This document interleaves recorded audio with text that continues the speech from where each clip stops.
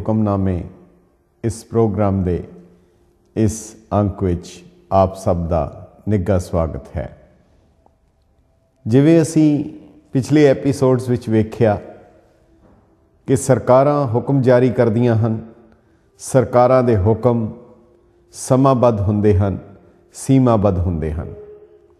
पिछली सरकार जदों चली जाती है उस दे बाद उस सिक्के की कौड़ी जिन्नी भी कीमत नहीं हुंदी, उन्हां दे हुक्म की कोई कीमत नहीं हुंदी।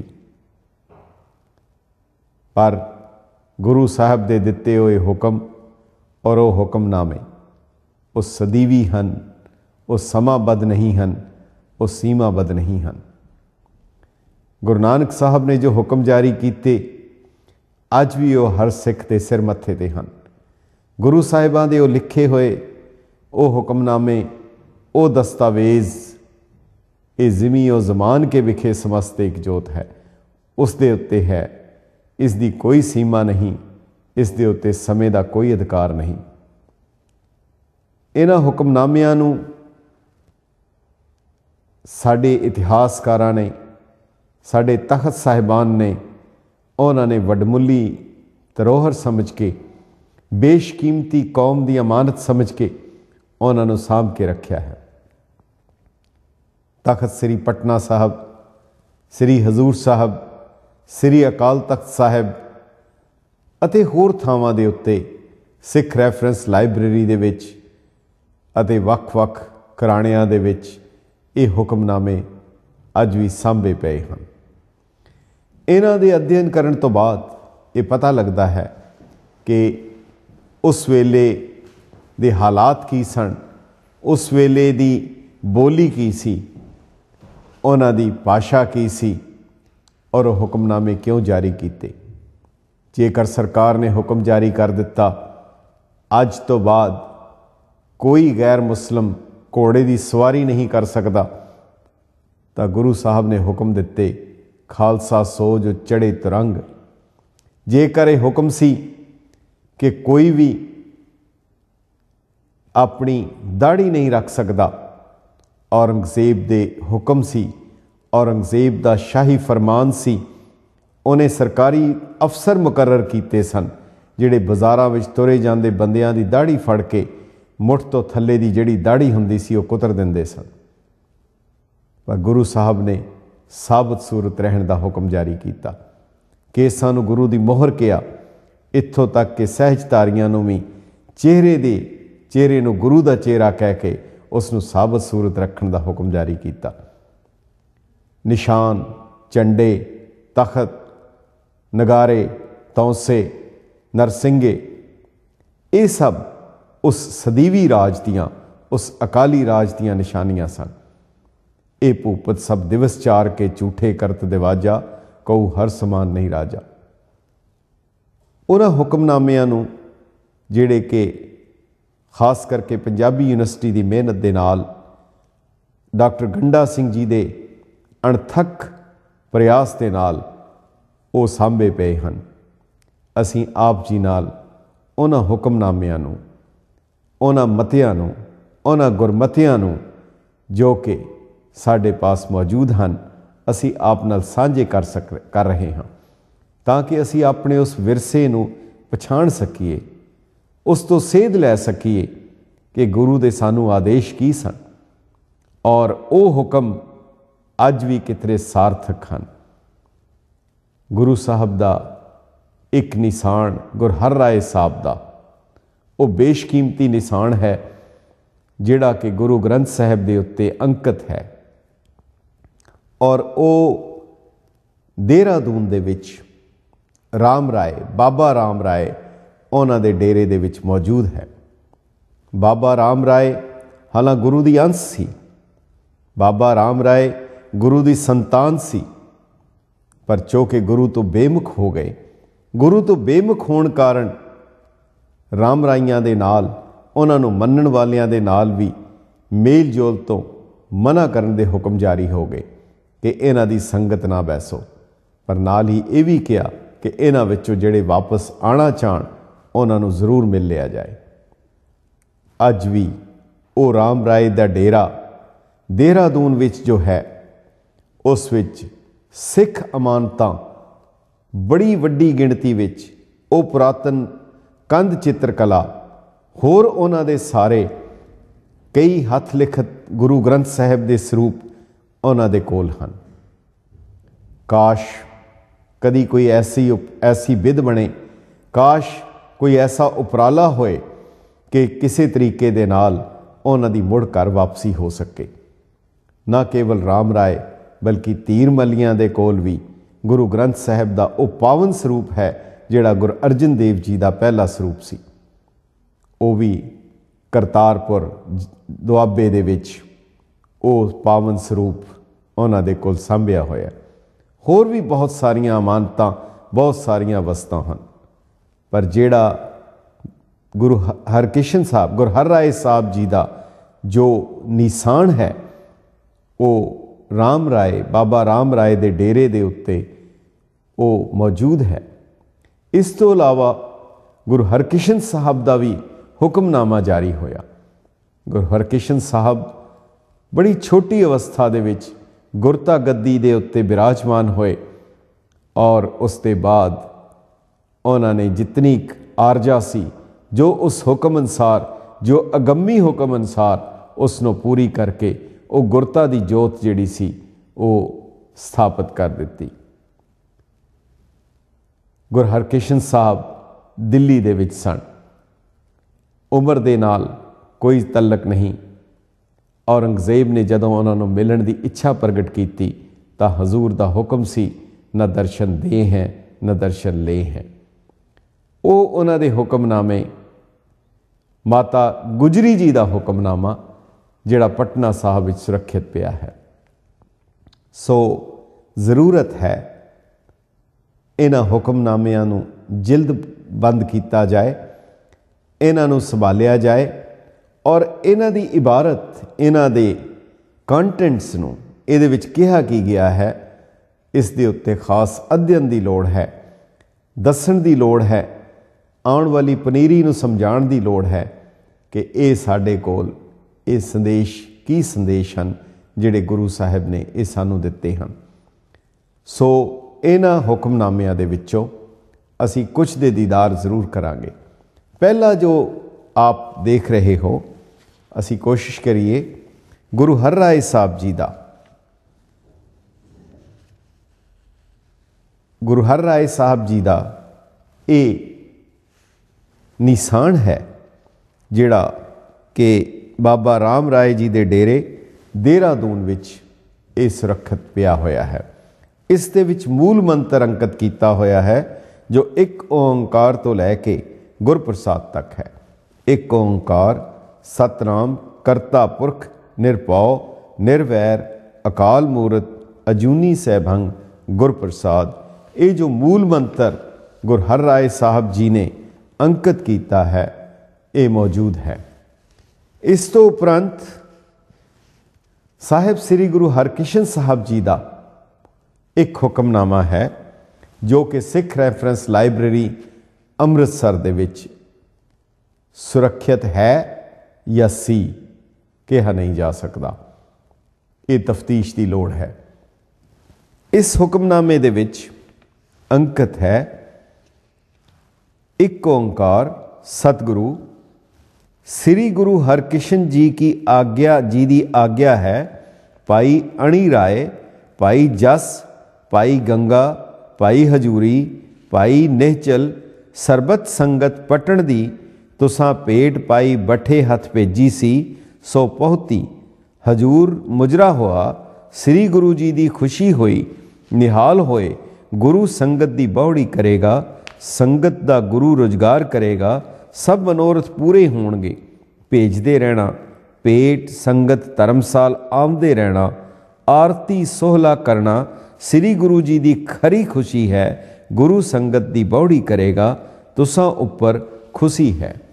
इस हुक्मनामे दे विच खास लफज हैं न केवल गुरु साहब दे दफ्तर तो जो कार सेवा जो भेटा मेवड़े या दूरों दूरों लैके आते सन वो सारी दी रसीद दिती गई, उसनों अंकित किया गया और नाल ये भी कहा कि तुहाडे उत्ते गुरु की खरी खुशी है। ना केवल इत्थे तक बल्कि आरती और सोहला करन दी उन्होंने खास हिदायत भी की ताकि गुरु की बख्शिश हो सके। इस तो अगला हुक्मनामा जो आप जी वेख रहे हो ये माता गुजरी जी का है। ये माता गुजरी जी वालों पटना साहब तो पटना साहब विच ये मौजूद है। इस विच अंकित किया है एक ओंकार सतगुरु जी, श्री गुरु जी का हुक्म मनना, श्री माता जी की खुशी वाचनी, नायक हरदास, सरबत संगत तीर बसियां की, श्री गुरु जी तो साडे रखेगा, इत्थे श्री गुरु जी के दरबार दर सर्ब सुख है, श्री गुरु जी सरबत संगत नो सुखालिया रखे। नायक जी तो साडी अरदास आई, चिर होया है हुण मेवड़े भेजे हन, कार पेट सुख मन्नत बोलिया चलिया, सरबत जिया दा देना, जो अरदास लोच के देहगे, सो हजूर आए पहुँच गई, सरबत संगत का वादा होवेगा। ये पावन हुक्मनामा माता जी ने पटने की संगत नूं जारी किया और पटना साहब दे विच बालक गोबिंद राय जी साहिब श्री गुरु गोबिंद सिंह जी का बालपन, वो चोज, वो सारे कौतक गुरु साहब ने उस पटने की पावन धरती के उत्ते उत्थे दीयां पावन गलियां दे विच कीते। माता जी का उत्थों चले जाना और फिर इतने चिर बाद उन्हां दे नाल संगत दे नाल वो नाता रखना, ना लैके वो हुक्मनामे जारी करने। पटने की धरती नूं गुरु नानक साहब ने भाग लाए। गुरु नानक साहब ने उस पटने की धरती के उत्ते जाके उत्थे संगत कायम की। गुरु तेग बहादुर साहब ने जाके मुड़ इस संगत नूं, मुड़ इस संबंध नूं सुरजीत किया, इसनूं रिवाइव किया और गुरु तेग बहादुर साहब के हुक्मनामे और उपरंत उत्थों वापस पंजाब आ जाने के बाद भी, जिसनों गुरु साहब ने कहा मदर देश हमको ले आए, पंजाब की धरती ते आ जाने के बाद भी माता जी ने अगर उत्थे दी संगत नाल वो रिश्ता, वो माँ का रिश्ता, वो दादी का रिश्ता उन्होंने कायम रखा और जिहड़ी बुनियाद सी, वो जिहड़ी एक नक्शा सी, एक सोच सी, उसनों खड़ा किया। वो सोच किहड़ी सी जिसनों गुरदित सिंह कुंदन ने एक लाइन दे विच अंकित किया सी। वो सारे नक्शे नूं गुरु गोबिंद सिंह साहब दा आउण वाले नक्शे नूं साहिबजादियां प्रति की सी एक बुनियाद सी। गुरदित सिंह कुंदन ने एक लाइन विच कहा, रिहा गिट्ठां नाल पुत्तां दियां मिड़े पिन्नियां, चोजी अखां सावें नक्शा दीवार दा रिहा। ओ चोजी प्रीतम जदों साहिबजादियां दियां पिन्नियां नापदे सन, मिणदे सन, उन्हां गिट्ठां दे नाल मिणदे सन, उन्हां दे कोल नक्शा उन्हां दियां नज़रां दे विच उस दीवार दा सी जिस दे उत्ते सिੱਖੀ दा महल उसारिया जाना सी। रिहा गिट्ठां नाल पुत्तां दियां मिणे पिन्नियां, चोजी अखां सावें नक्शा दीवार दा रिहा। ये महल दी बुनियाद हन ये हुक्मनामे, ये इबारतां, ये खाली चंद कागज़ के टुकड़े नहीं हैं, ये साडी बुनियाद, साडा सारा कुछ है। असी एक छोटा जिहा ब्रेक लवांगे, उसके बाद कुछ हुक्मनामे, कुछ मते, कुछ गुरमते वो असी आप नाल साझे करांगे और नाल ही आप दियां अगर कोई विचार आप देना चाहो तो जी आयां नूं स्टूडियो दे दिते हुए नंबरां दे उत्ते जो स्क्रीन ते आप नूं विखाए जाणगे 7187825221 दे उत्ते आप सानूं दस सकते हो। तो एक छोटा जिहा ब्रेक।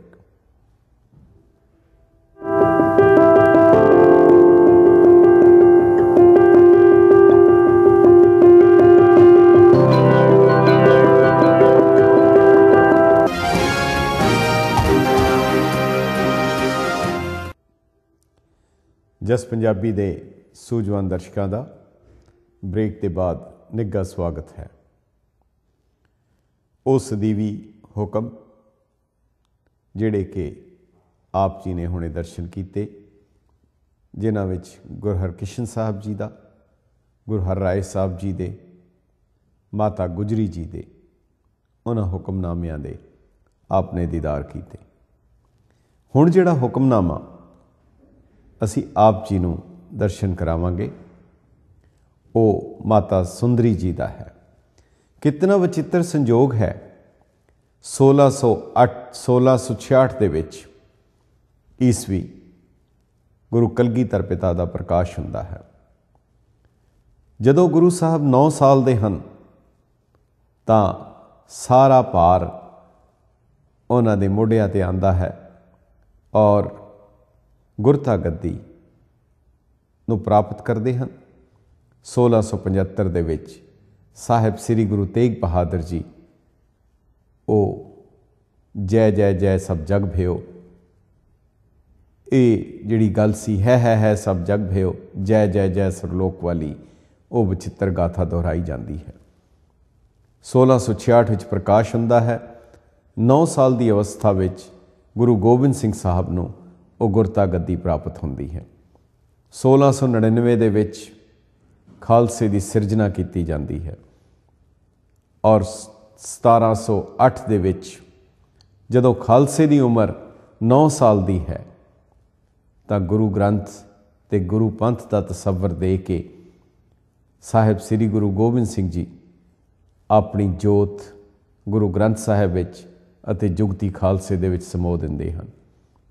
ਔਰ 1708 ਦੇ ਬਾਅਦ 9 ਸਾਲ ਦੇ ਬਾਅਦ 1717 ਦੇ ਵਿੱਚ ਮਾਤਾ ਸੁੰਦਰੀ ਜੀ ਪਟਨੇ ਦੀ ਸੰਗਤ ਨੂੰ ਉਹ ਇੱਕ ਹੁਕਮਨਾਮਾ ਭੇਜਦੇ ਹਨ ਔਰ ਉਹ ਜਿਹੜਾ ਸੰਬੰਧ ਗੁਰੂ ਨਾਨਕ ਸਾਹਿਬ ਤੋਂ ਸ਼ੁਰੂ ਹੋਇਆ, ਗੁਰੂ ਤੇਗ ਬਹਾਦਰ ਸਾਹਿਬ ਤੋਂ ਰਿਵਾਈਵ ਹੋਇਆ, ਗੁਰੂ ਗੋਬਿੰਦ ਸਿੰਘ ਸਾਹਿਬ ਨੇ ਉਸ ਸੰਗਤ ਨੂੰ ਜੋੜੀ ਰੱਖਿਆ।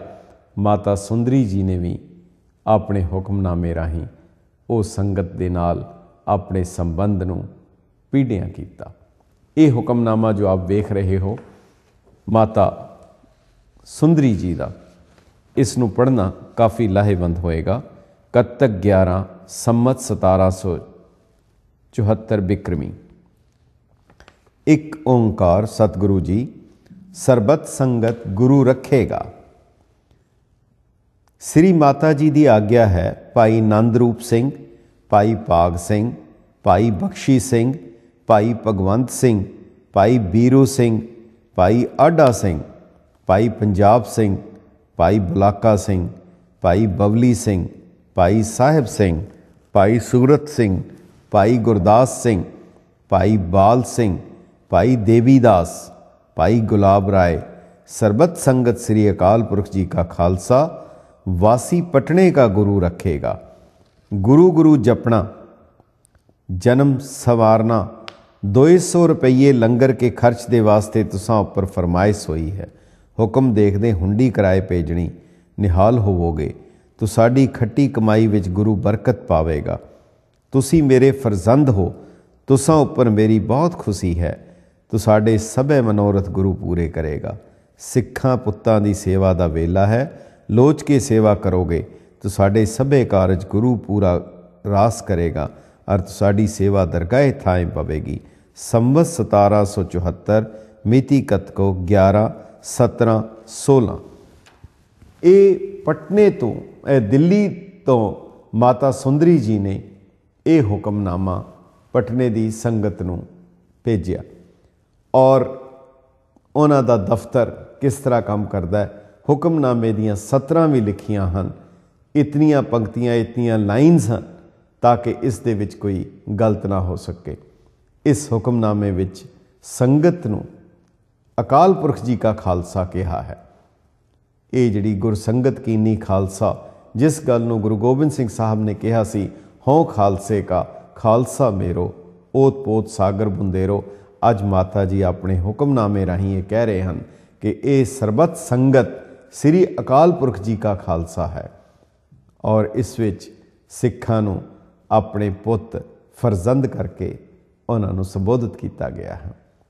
वो कैसे धनभागी होणगे जिन्हां दे नाम इस विच अंकित हैं और आप देख रहे हो इन्हां दे विच नावां दे विच तकरीबन सारे ही वो सिंह नाम आ चुका है। इसका मतलब ये जिहड़ी सिक्खी की बुनियाद जिहड़ी गुरु गोबिंद सिंह साहब ने वो खंडे बाटे की पहुल सी उसका असर होया कि कुछ ही देर दे विच वो सारे का सारा वो सिंह सज चुके सन। सो ये हुक्मनामे जिहड़े आप जी ने वेखे हैं कि गुरु साहब दे माता जी दे माता सुंदरी जी दे इन्हां हुक्मनामिਆਂ ਦੇ ਵਿੱਚ सारे का सारा वो सिख इतिहास समोया होया है। ਅਸੀਂ इन्हां हुक्मनामिਆਂ ਦੇ ਨਾਲ जिहड़ा दूसरा इसका पक्ष है वो मते अते गुरमते हैं। मते वो हैं जिहड़ा गुरु पंथ समय समय सिर गुरु साहब दे दिते अधिकार नूं वरत के वो अपने मते और गुरमते कर सकता सी। उन्हां दे अधिकार विच सिखां ने बहुत वारी मते पास किए और उन्हां मतियां दे उत्ते अमल करके अपनी चढ़दी कला का उन्होंने सबूत दिता। इन्हां मतियां गुरमतियां दे अलावा गुरु हरगोबिंद साहब का वो पावन स्थान जिहड़ा उन्होंने श्री अकाल तख्त साहब के रूप में सुभायमान किया। गुरु का हुक्म सदीवी तौर पर रहे, जिस तरह पहले बेनती की वो समाबद्ध ना होए, वो सीमाबद्ध ना होए। आम तौर के उत्ते दुनियावी बादशाह दे या जिन्हां दे भी हुक्म हैं वो उन्हां दे नाल ही समाप्त हो जाते हैं, वो सिक्के चलने बंद हो जाते हैं। अज अंग्रेज़ी राज का सिक्का नहीं चल सकता, उसकी करंसी वैल्यू नहीं है, पर गुरु दे उन्हां हुक्मनामिਆਂ नूं सिखां ने अपनी हिक दे नाल लाया है। गुरु साहब ने एक होर सिद्धांत दिता कि जितने भी मज़हब हैं, जितने भी धर्म हैं, जितने भी पैगंबर हैं, अवतार हैं, उन्हां दे धर्म ग्रंथ हैं, उन्हां दियां धार्मिक पुस्तकां हैं, वो सारियां सत्कारयोग हैं। पर उन्हां दे विच जो आदेश जो हुक्म अंकित कर दिता गया है उसकी व्याख्या तो की जा सकती है, उसकी इंटरप्रटेशन तो की जा सकती है, पर उसके अनुरूप अज कोई हुक्म जारी नहीं कर सकता।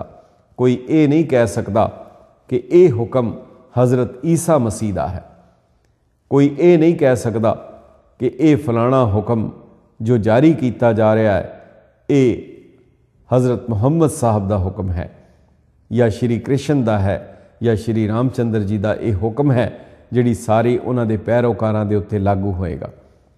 पर ये अधिकार वाह वाह गोबिंद सिंह आपे गुरचेला उस सिद्धांत दे उत्ते पहरा देण करके उस सिद्धांत नूं मूर्तिमान करन करके गुरु गोबिंद सिंह साहब ने जो खालसे नूं गुरता गद्दी बख्शी, जो उन्होंने खालसे नूं गुरियाई दी बख्शिश की और उस अधिकार दे विच अज खालसा गुरु खालसा हो के गुरु ग्रंथ साहिब की ताबिया अज अगर हुक्म जारी करता है तो वह हुक्म का असर, उस हुक्म की ताकत, उस हुक्म की तासीर उस तरह है जिवें कि यह हुक्म गुरु साहब ने खुद जारी किया होए। असी इस दे बारे आप नाल विचार करांगे और गुरु पंथ वालों जारी किए हुए उन्हां हुक्म और हुक्मनामिਆਂ बारे असी आप नाल विचार साझे करांगे। एक छोटा जिहा ब्रेक, उस दे बाद तुसी सानू कॉल करके स्टूडियो के दिते हुए नंबरां दे उत्ते जो स्क्रीन ते दिते जा रहे हैं 7187825221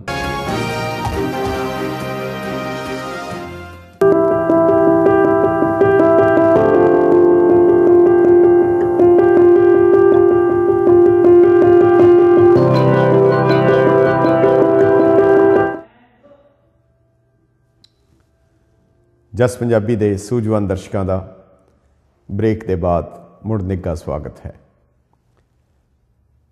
गुरु साहब दे हुक्म, हुक्मनामे और वो परंपरा जिहड़ी कि गुरु साहब तो हुंदियां होइयां वो खालसे नूं अधिकार प्राप्त होया।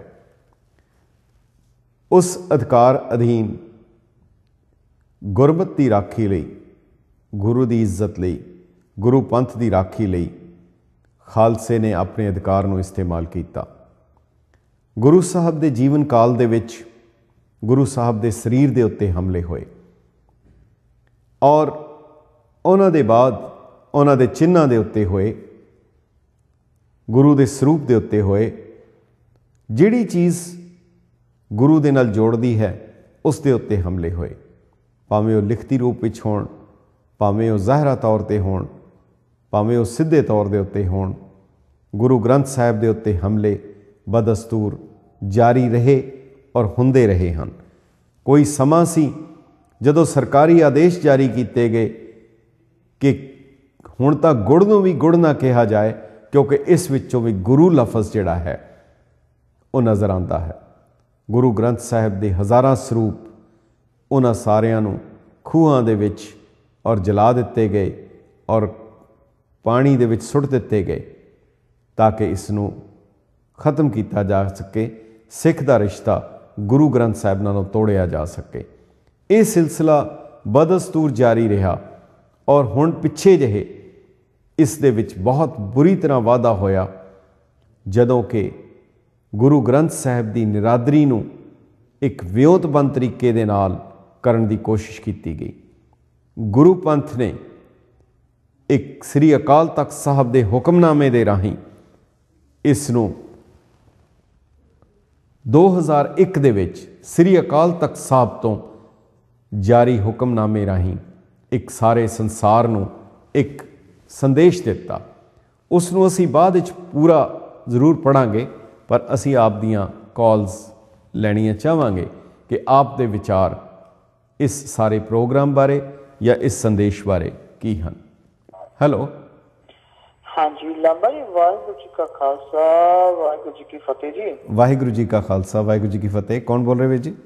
ਲਾਂਬਾ ਜੀ ਜਰਨੈਲ ਸਿੰਘ ਬੋਲ ਰਿਹਾ ਵਾਂ ਤੇ ਆਪ ਜੀ ਬਹੁਤ ਕਿਰਪਾ ਕਰ ਰਹੇ ਹੋ, ਬੜਾ ਮਜ਼ਾ ਆ ਰਿਹਾ, ਬੜੀ ਖੁਸ਼ੀ ਹੋ ਰਹੀ ਹੈ ਦਰਸ਼ਨ ਕਰਕੇ। ਜੀ ਜੀ ਜੀ। ਇੱਕ ਮਨ ਦੇ ਵਿੱਚ ਵਿਚਾਰ ਆ ਰਿਹਾ ਸੀ, ਮੇਰੇ ਖਿਆਲ 'ਚ ਜੇ ਕੋਈ ਜ਼ਰੂਰੀ ਨਹੀਂ ਕਿ ਆਪਾਂ ਇਹਨੂੰ ਇੰਪਲੀਮੈਂਟ ਕਰਾਉਣਾ, ਵੈਸੇ ਹੋਣਾ ਚਾਹੀਦਾ। ਇੱਕ ਵਿਚਾਰ ਹੈ ਜੀ, ਦਿੱਤਾ ਜਾ ਸਕਦਾ ਹੈ ਨਾ ਜੀ।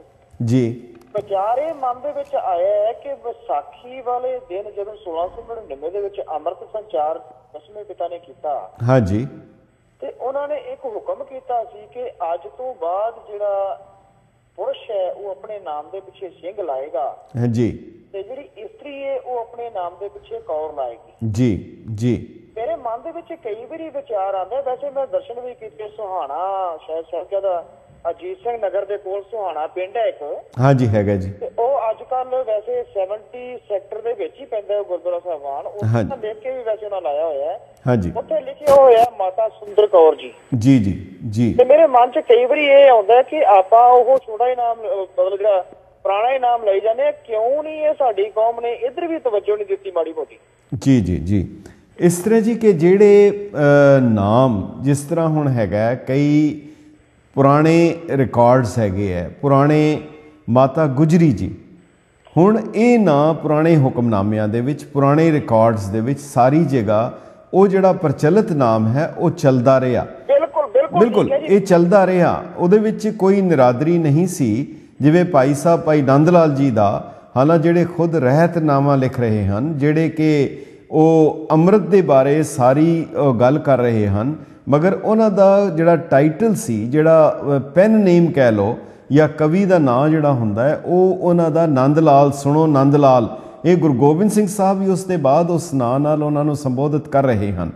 ਪਰ ਇਸ ਦੇ ਵਿੱਚ ਕੋਈ ਦੁਬਿਧਾ ਨਹੀਂ ਸੀ। ਮਾਤਾ ਸੁੰਦਰੀ ਜੀ, ਮਾਤਾ ਗੁਜਰੀ ਜੀ, ਮੈਂ ਬੇਨਤੀ ਕਰਦੇ ਹਾਂ ਕਿ ਇਹ ਦੋਨੋਂ ਨਾਮ ਇਹ ਸਾਰੇ ਰਿਕਾਰਡ ਵਿੱਚ ਈਵਨ 1699 ਤੋਂ ਬਾਅਦ ਦੇ ਹੁਕਮਨਾਮਿਆਂ 'ਚ ਔਰ ਸਾਰੀ ਜਗ੍ਹਾ ਇਹ ਸੁੰਦਰੀ ਜੀ ਤੇ ਮਾਤਾ ਗੁਜਰੀ ਜੀ ਕਰਕੇ ਆਏ। ਕਈ ਵਾਰ ਅਸੀਂ ਕਿਧਰੇ ਉਹ ਜ਼ਿਆਦਾ ਠੀਕ ਹੈ, ਮਤਲਬ ਉਹ ਭਾਵਨਾ ਭਾਵੇਂ ਕਿਤਨੀ ਨਿਰਮਲ ਹੋਏ। ਹੁਣ ਮੈਂ ਪਿੱਛੇ ਜੇ ਇੱਕ ਲੇਖ ਪੜ੍ਹ ਰਿਹਾ ਸੀ, ਕਿਸੇ ਨੇ ਕਿਹਾ ਜੀ ਹੁਣ ਗੁਰੂ ਨਾਨਕ ਸਿੰਘ ਹੋਣਾ ਚਾਹੀਦਾ ਹੈ, ਕਿਉਂਕਿ ਸਿੰਘ ਬੁਕੇ ਮਿਰਗਾਵਲੀ ਉਹਦੇ 'ਚ ਆਇਆ ਜ਼ਿਕਰ ਕਿ ਉਹ ਵੀ ਸ਼ੇਰ ਦੀ ਤਰ੍ਹਾਂ ਗੱਜੇ ਤੇ ਉਹ ਵੀ ਗੁਰੂ ਨਾਨਕ ਸਿੰਘ ਹੋ ਜਾਣਾ ਚਾਹੀਦਾ ਹੈ। ਸੋ ਇਤਿਹਾਸ ਤੋਂ ਪਹਿਲਾਂ ਤਾਂ ਚਲੋ ਆਪਾਂ ਨਹੀਂ ਕਹਿੰਦੇ। ਹਾਂਜੀ ਹਾਂਜੀ ਠੀਕ ਹੈ, ਮੇਰਾ ਮਤਲਬ ਬਾਅਦ 'ਚ ਮੇਰੇ ਮਨ ਦੇ ਵਿੱਚ ਕਈ ਵਾਰੀ ਵਿਚਾਰ ਆਉਂਦਾ। ਜੀ ਹਾਂਜੀ ਠੀਕ ਹੈ, ਠੀਕ ਹੈ। ਪਰ ਮੈਂ ਆਪ ਜੀ ਨਾਲ ਕਿਉਂਕਿ ਰਿਕਾਰਡ ਔਰ ਇਤਿਹਾਸ ਦੀ ਸਾਂਝ ਪਾ ਰਿਹਾ ਹਾਂ, ਉਹਨਾਂ ਵਿੱਚ ਜੋ ਲਿਖਿਆ ਉਹਨੂੰ ਅਸੀਂ ਚੇਂਜ ਨਹੀਂ ਕਰ ਸਕਦੇ। ਬਿਲਕੁਲ ਜੀ ਹਾਂ, ਜੀ ਹਾਂ। ਬਾਕੀ ਆਪ ਦੀ ਭਾਵਨਾ ਦਾ ਬਹੁਤ ਬਹੁਤ ਸਵਾਗਤ ਹੈ। ਪਰ ਇੱਥੇ ਹੁਣ ਇਸ ਤੇ ਅਸੀਂ ਕਿਸੇ ਵੇਲੇ ਫਿਰ ਵਿਚਾਰ ਕਰਾਂਗੇ। ਹੁਣ ਜਿਵੇਂ ਅਮਰੀਕਾ ਦੇ ਵਿੱਚ ਹੀ ਹੈ, first name and last name ਆਮ ਤੌਰ ਤੇ ਲਿਖ ਦਿੰਦੇ ਹਨ। ਹੁਣ ਜੇ ਅਖੀਰਲਾ ਨਾਮ ਹੈ ਵਿੱਚ ਆ ਗਿਆ ਤੇ ਇਹ ਕਈ ਵਾਰੀ ਬੜੀ ਪ੍ਰੋਬਲਮਸ ਆ ਰਹੀਆਂ। ਕਈ ਮੁਲਕਾਂ ਦੇ ਵਿੱਚ ਉਹ ਪਿਤਾ ਦੇ ਨਾਮ ਨਾਲ ਹੁੰਦਾ ਹੈ, ਉਹ ਬੱਚੀਆਂ ਦਾ ਨਾਮ ਹੀ ਉਹਦੇ ਚੋਂ ਸਿੰਘ ਕਰਕੇ ਲਿਖਿਆ ਜਾਂਦਾ ਹੈ। ਜੀ ਜੀ, ਇਹ ਬੜੀ ਪ੍ਰੋਬਲਮ ਹੈ ਔਰ ਇਹਦਾ ਕੋਈ ਹੱਲ ਲੱਭਣ ਦੀ ਲੋੜ ਹੈ। ਇਹਦੇ ਤੇ ਜ਼ਰੂਰ ਵੱਖਰਾ ਵਿਸ਼ਾ ਹੈ ਜਿਹਦੇ ਤੇ ਜ਼ਰੂਰ ਵਿਚਾਰ ਕਰਨੀ ਚਾਹੀਦੀ ਹੈ। ਪਰ ਸਿੱਖ ਨੂੰ ਆਪਣੇ ਨਾਂ ਨਾਲ ਸਿੰਘ ਜ਼ਰੂਰ ਲਗਾਉਣਾ ਚਾਹੀਦਾ ਹੈ। ਇਹ ਗੁਰੂ ਦੀ ਬਖਸ਼ਿਸ਼ ਹੈ। ਕੌਰ ਔਰ ਸਿੰਘ ਇਹ ਗੁਰੂ ਦੀ ਬਖਸ਼ਿਸ਼, ਇਸ ਤੋਂ ਕੋਈ ਗੁਰੇਜ਼ ਨਹੀਂ ਕਰਨਾ ਚਾਹੀਦਾ, ਇਹਨੂੰ ਸ਼ਰਮ ਮਹਿਸੂਸ ਨਹੀਂ ਕਰਨੀ ਚਾਹੀਦੀ। ਜੀ ਬਹੁਤ ਬਹੁਤ ਧੰਨਵਾਦ, ਥੈਂਕ ਯੂ। ਓਕੇ ਵਾ ਖਾਲਸਾ। ਹੈਲੋ ਹੈਲੋ ਹੈਲੋ, ਹਾਂਜੀ ਹਾਂਜੀ ਹਾਂਜੀ, ਤੁਸੀਂ ਲਾਈਨ ਤੇ ਹੋ, ਤੁਸੀਂ ਕਾਲ ਕੀਤਾ ਪ੍ਰੋਗਰਾਮ ਦੇ ਵਿੱਚ। ਹਾਂਜੀ ਆਪਾਂ ਸਤਿ ਸ਼੍ਰੀ ਅਕਾਲ ਜੀ, ਆਪੋ ਦੂਜਾ ਪੁੱਛਣਾ ਸੀ। ਹਾਂਜੀ ਕੈਪਸ਼ਨ ਵੀ ਹੋਤੇ ਹਾਂਜੀ ਕੈਪਸ਼ਨ ਨਹੀਂ, ਤੁਹਾਡੀ ਆਵਾਜ਼ ਕਲੀਅਰ ਨਹੀਂ, ਕੀ ਕਹਿਣਾ ਚਾਹੁੰਦੇ ਹੋ? Hello hello. ਸੋ ਜਿਵੇਂ ਅਸੀਂ ਜ਼ਿਕਰ ਕਰ ਰਹੇ ਸੀ, ਅਸੀਂ ਚਾਹਾਂਗੇ ਕਿ ਉਹ ਜਿਹੜਾ ਹੁਕਮਨਾਮਾ ਜਿਹੜਾ ਬਹੁਤ ਅਹਿਮ ਹੈ 2001 ਵਾਲਾ, ਜਿਸ ਦੀ ਅਸੀਂ ਗੁਰੂ ਗ੍ਰੰਥ ਸਾਹਿਬ ਦੀ ਗੱਲ ਕਰ ਰਹੇ ਸੀ, ਉਹ ਆਪ ਜੀ ਨੂੰ ਜ਼ਰੂਰ ਦਿਖਾਉਣਾ ਚਾਹਾਂਗੇ। 12 ਅਕਤੂਬਰ 2001 ਦਾ ਹੁਕਮਨਾਮਾ। ਉਹ ਜਿਹੜਾ ਹੁਕਮਨਾਮਾ ਸ੍ਰੀ ਅਕਾਲ ਤਖਤ ਸਾਹਿਬ ਤੋਂ ਗੁਰੂ ਗ੍ਰੰਥ ਸਾਹਿਬ ਦੀ ਅਜ਼ਮਤ, ਗੁਰੂ ਗ੍ਰੰਥ ਸਾਹਿਬ ਦੇ ਬਾਰੇ ਉਹ ਜਾਰੀ ਕੀਤਾ ਗਿਆ ਔਰ ਇਸ ਦੀਆਂ ਇੰਪਲੀਕੇਸ਼ਨਸ ਬਹੁਤ ਗੰਭੀਰ ਹਨ ਔਰ ਬਹੁਤ ਹੀ ਗੰਭੀਰ ਹੁਕਮਨਾਮਾ ਹੈ। ਇਸ ਹੁਕਮਨਾਮੇ ਨੂੰ ਪਹਿਲਾਂ ਅਸੀਂ ਆਪ ਨਾਲ ਇਸ ਦੀ ਇਬਾਰਤ ਨੂੰ ਸਾਂਝੀ ਕਰਾਂਗੇ, ਫਿਰ ਇਸ ਦੇ ਉੱਤੇ ਕਿਸੇ ਵੇਲੇ ਬਹੁਤ ਵਿਸਥਾਰ ਸਹਿਤ ਵਿਆਖਿਆ ਕਰਾਂਗੇ ਕਿ ਇਸ ਦਾ ਅਸਰ ਕੀ ਹੋਇਆ ਔਰ ਕਿਸ ਹਾਲਤ ਵਿੱਚ ਇਸ ਨੂੰ ਕਿਵੇਂ ਅਸੀਂ ਇਗਨੋਰ ਕੀਤਾ ਹੈ। ਅੱਜ ਮਿਤੀ 12/10/2001 ਨੂੰ, ਯਾਨੀ 12 ਅਕਤੂਬਰ ਨੂੰ, ਸ੍ਰੀ ਅਕਾਲ ਤਖਤ ਸਾਹਿਬ ਸ੍ਰੀ ਅੰਮ੍ਰਿਤਸਰ ਤੋਂ ਸਮੂਹ ਰਾਜਸੀ ਪਾਰਟੀਆਂ ਅਤੇ ਹੋਰ ਜਥੇਬੰਦੀਆਂ ਨੂੰ ਸੁਚੇਤ ਕੀਤਾ ਜਾਂਦਾ ਹੈ ਕਿ ਸ੍ਰੀ ਗੁਰੂ ਗ੍ਰੰਥ ਸਾਹਿਬ ਜੀ ਦੇ ਮਾਨ ਸਨਮਾਨ, ਗੁਰੂ ਖਾਲਸਾ ਪੰਥ ਦੀ ਮਾਣ ਮਰਿਆਦਾ ਅਤੇ ਸਿੱਖ ਸੰਗਤਾਂ ਦੀਆਂ ਭਾਵਨਾਵਾਂ ਨੂੰ ਧਿਆਨ ਵਿੱਚ ਰੱਖਦਿਆਂ ਭਵਿੱਖ ਵਿੱਚ ਇਸ ਗੱਲ ਨੂੰ ਯਕੀਨੀ ਬਣਾਉਣ ਕਿ ਉਹਨਾਂ ਦੀ ਪਾਰਟੀ ਜਾਂ ਜਥੇਬੰਦੀ ਦਾ ਕੋਈ ਵੀ ਸ੍ਰੀ ਗੁਰੂ ਗ੍ਰੰਥ ਸਾਹਿਬ ਨੂੰ ਗੁਰੂ ਮੰਨਣ ਵਾਲਾ ਸਿੱਖ ਮੈਂਬਰ ਕਿਸੇ ਵੀ ਐਸੇ ਵਿਅਕਤੀ, ਡੇਰੇ ਜਾਂ ਅਸਥਾਨ 'ਤੇ ਜਾ ਕੇ ਉਸ ਨੂੰ ਮਾਨਤਾ ਨਾ ਦੇਵੇ ਜਿੱਥੇ ਸ੍ਰੀ ਗੁਰੂ ਗ੍ਰੰਥ ਸਾਹਿਬ ਦਾ ਗੁਰੂ ਰੂਪ ਵਿੱਚ ਸਨਮਾਨ ਨਾ ਰੱਖਿਆ ਜਾਂਦਾ ਹੋਵੇ ਅਤੇ ਆਪਣੀ ਪੂਜਾ ਮਾਨਤਾ ਕਰਵਾਈ ਜਾਂਦੀ ਹੋਵੇ। ਹਰ ਗੁਰਸਿੱਖ ਮਾਈ ਭਾਈ ਨੂੰ ਵੀ ਸੁਚੇਤ ਕੀਤਾ ਜਾਂਦਾ ਹੈ ਕਿ ਸ੍ਰੀ ਗੁਰੂ ਗ੍ਰੰਥ ਸਾਹਿਬ ਦੇ ਨਾਮ 'ਤੇ ਡੇਰੇ ਜਾਂ ਸਥਾਨ ਬਣਾ ਕੇ ਆਪਣੀ ਪੂਜਾ ਮਾਨਤਾ ਕਰਾਉਣ ਵਾਲਿਆਂ ਨੂੰ ਹਰ ਪੱਖੋਂ ਪਛਾੜਿਆ ਜਾਵੇ ਅਤੇ ਉਹਨਾਂ ਦੀ ਡੇਰੇਦਾਰੀ ਨੂੰ ਠੱਲ ਪਾਉਣ ਲਈ ਸੁਚੇਤ ਹੋਇਆ ਜਾਵੇ। ਇਸ ਦੇ ਨਾਲ ਹੀ ਪੂਰੇ ਵਿਸ਼ਵ ਦੇ ਗੁਰ ਅਸਥਾਨਾਂ ਦੀ ਸੇਵਾ ਨਿਭਾਉਣ ਵਾਲੇ ਪ੍ਰਬੰਧਕ, ਧਾਰਮਿਕ ਸ਼੍ਰੇਣੀ ਦੇ ਸੱਜਣ ਅਤੇ ਹੋਰ ਪ੍ਰਬੰਧਕਾਂ ਨੂੰ ਵੀ ਸਖਤ ਹਦਾਇਤ ਕੀਤੀ ਜਾਂਦੀ ਹੈ ਕਿ ਆਪਣੇ ਆਪਣੇ ਇਲਾਕੇ ਵਿੱਚ ਬਣਾਏ ਗਏ ਗੁਰ ਅਸਥਾਨਾਂ ਦੀ ਸੇਵਾ ਸੰਭਾਲ 24 ਘੰਟੇ ਲਈ ਸੁਚੇਤ ਹੋਣ ਅਤੇ ਹਰ ਸਮੇਂ ਸ੍ਰੀ ਗੁਰੂ ਗ੍ਰੰਥ ਸਾਹਿਬ ਦੇ ਸਨਮਾਨ ਤੇ ਗੁਰਦੁਆਰੇ ਦੀ ਸੇਵਾ ਸੰਭਾਲ ਲਈ ਯੋਗ ਪ੍ਰਬੰਧ ਕਰਨ ਤਾਂ ਕਿ ਕਿਸੇ ਪ੍ਰਕਾਰ ਦੀ ਕੋਈ ਅਣਸੁਖਾਵੀਂ ਘਟਨਾ ਨਾ ਵਾਪਰੇ।